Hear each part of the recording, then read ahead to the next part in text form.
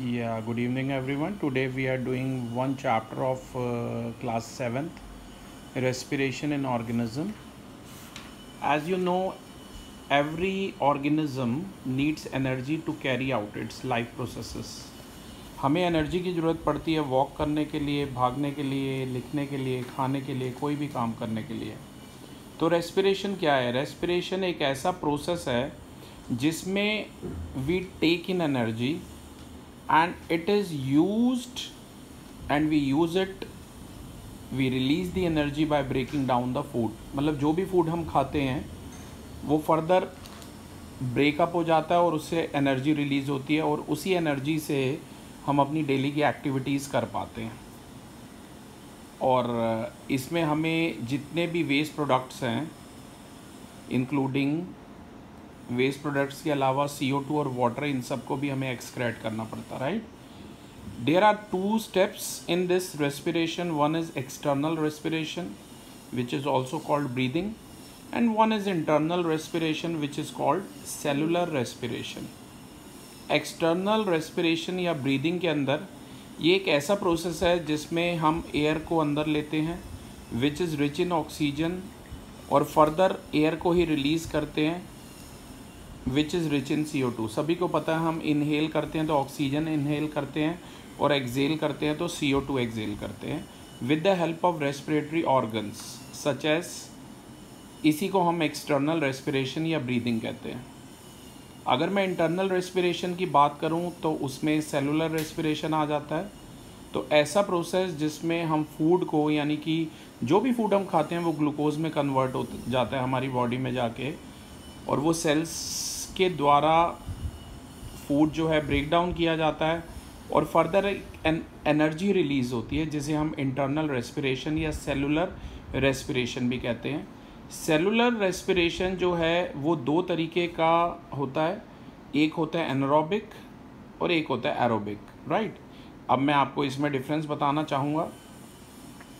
Respiration अकर करता है oxygen की प्रेजेंस में, ऑक्सीजन की प्रेजेंस यानी एयर की प्रेजेंस में, और रेस्पिरेशन अकर कर सकता है एब्सेंस ऑफ ऑक्सीजन यानी कि एयर की एब्सेंस में भी अकर कर सकता है, पर ऐसा काफ़ी रेयर होता है. अगर हम सिर्फ इसी बेसिस की बात करें, ऑक्सीजन के बेसिस की ही बात करें तो कि ऑक्सीजन भाई अगर यूज़ हुई है या नहीं हुई है, तो 2 तरीके का रेस्पिरेशन है, एक है एरोबिक और एक है एनारोबिक. सबसे पहले मैं बात करूंगा एरोबिक रेस्पिरेशन की.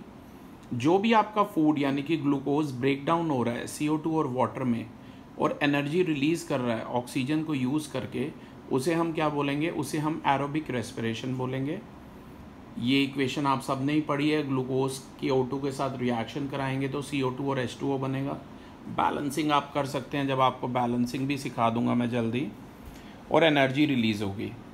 अधिकतर जो लिविंग ऑर्गेनिज्म है वो एरोबिक रेस्पिरेशन ही शो करते हैं और ऐसो को एरोब्स कहते हैं, याद रखिएगा. एरोबिक रेस्पिरेशन का मतलब है ऑक्सीजन यानी एयर की प्रेजेंस में फूड जो है ब्रेकअप होके, ग्लूकोज जो है ब्रेकअप होके CO2 और H2O दे रहा है और एनर्जी रिलीज़ कर रहा है. ये सबसे एफिशिएंट फॉर्म है रेस्पिरेशन की. अगर बात करेंगे एनारोबिक रेस्पिरेशन की तो कई ऑर्गेनिज्म जैसे कि यीस्ट या कुछ बैक्टीरिया, उन्हें ऑक्सीजन की ज़रूरत नहीं पड़ती रेस्पिरेशन के दौरान. तो जो ब्रेक डाउन होता है फूड का यानी ग्लूकोज का अल्कोहल में और CO2 में with the release of energy without the use of oxygen, उसे हम एनारोबिक रेस्पिरेशन कहते हैं. इसमें देखिए glucose in absence of oxygen, ethanol, ये अल्कोहल है, इसे इथेनॉल या इथाइल अल्कोहल भी कहते हैं, C2H5OH. ये एक एक्टिव इंग्रेडिएंट भी है सभी अल्कोहलिक ड्रिंक में. सभी अल्कोहलिक ड्रिंक में नशे के लिए जो रिस्पॉन्सिबल है वो यही कंपाउंड है. आई रिपीट, इसे इथेनॉल या इथाइल अल्कोहल भी कहते हैं. प्लस CO2 रिलीज़ होता है, प्लस एनर्जी रिलीज़ होती है. सिर्फ जो सिंपल ऑर्गेनिज्म है जैसे कि ईस्ट या बाकी बैक्टीरिया, वो एनारोबिक रेस्पिरेशन जो है कैरी करते हैं और ऐसे ऑर्गेनिज्म को हम क्या कहते हैं? एनारोब्स कहते हैं. ऐसी जो अमाउंट ऑफ एनर्जी है जो एनारोबिक रेस्पिरेशन में दी जाती है वो लेस होती है एरोबिक रेस्पिरेशन की बजाय. अब हम इसमें डिफरेंस समझेंगे कि ऐसा क्यों होता है. तो ध्यान से देखिए, अगर हम पेरीमीटर्स की बात करें, प्रेजेंस ऑफ ऑक्सीजन की बात करें, तो एरोबिक रेस्पिरेशन आपको पता है प्रेजेंस ऑफ ऑक्सीजन में अकर करता है, और एनारोबिक जो है वो आपको पता है एब्सेंस ऑफ ऑक्सीजन में होता है। फूड के ब्रेकडाउन की बात करें बेटा, तो जो एरोबिक रेस्पिरेशन है उसमें कंप्लीट ब्रेकडाउन होता है फूड का, यानी कि ग्लूकोज का, जबकि एनारोबिक में इनकम्प्लीट ब्रेकडाउन होता है। ये टेबल आपको बना के देखना है। एंड प्रोडक्ट्स की बात करें तो जो एंड प्रोडक्ट्स हैं वो CO2 और वाटर हैं एरोबिक रेस्पिरेशन में, जबकि एनारोबिक में जो एंड प्रोडक्ट्स हैं वो CO2 और अल्कोहल हैं।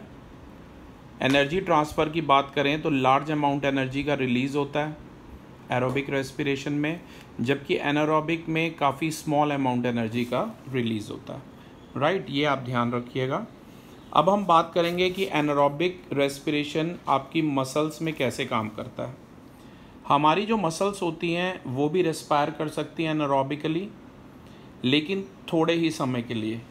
कई बार हैवी एक्सरसाइज की वजह से या फास्ट रनिंग या साइकिलिंग या वॉकिंग की वजह से या हैवी वेट लिफ्टिंग की वजह से जो डिमांड होती है एनर्जी की काफ़ी हाई होती है, और जो सप्लाई होती है ऑक्सीजन की, जो एनर्जी प्रोड्यूस कर रही है, वो काफ़ी लिमिटेड हो सकती है। या हम ये भी कह सकते हैं कि हैवी एक्सरसाइज के दौरान एनर्जी का जो डिमांड है वो ज़्यादा होता है, लेकिन एनर्जी का जो सप्लाई है वो लेस होता है, कम होता है। तो इसी डिमांड को फुलफ़िल करने के लिए एक्स्ट्रा एनर्जी की हम एनारोबिक रेस्पिरेशन जो है वो टेक प्लेस करते हैं हमारे मसल सेल्स में ऑक्सीजन के एब्सेंस में। तो जो भी फूड है, ग्लूकोज है, वो ब्रेक डाउन कर जाता है लैक्टिक एसिड में और एनर्जी रिलीज़ करता है, जैसा कि इक्वेशन में दिखाया गया है कि ग्लूकोज एनारोबिक रेस्पिरेशन अगर मसल सेल्स में होगा तो लैक्टिक एसिड रिलीज़ करेगा और एनर्जी रिलीज़ करेगा। तो हैवी एक्सरसाइज या फास्ट रनिंग, साइक्लिंग एक्सेट्रा के बाद कई बार हमें क्रैम्प आ जाते हैं, नस खिंच जाती है नॉर्मल भाषा में। तो मसल के जो क्रैम्प आते हैं वो तब होते हैं जब मसल सेल रेस्पायर करते हैं एनारोबिकली। ये जो पार्शियल ब्रेकडाउन होता है ग्लूकोज का, यही लैक्टिक एसिड प्रोड्यूस करता है, और ये लैक्टिक एसिड जो है हमारे मसल सेल्स में जमा हो जाता है, जिसकी वजह से मसल क्रैम्प आते हैं। मसल क्रैम्प से अगर आपको रिलीफ चाहिए तो आपको फटाफट गर्म पानी से नहाना चाहिए या मसाज की ज़रूरत पड़ती है।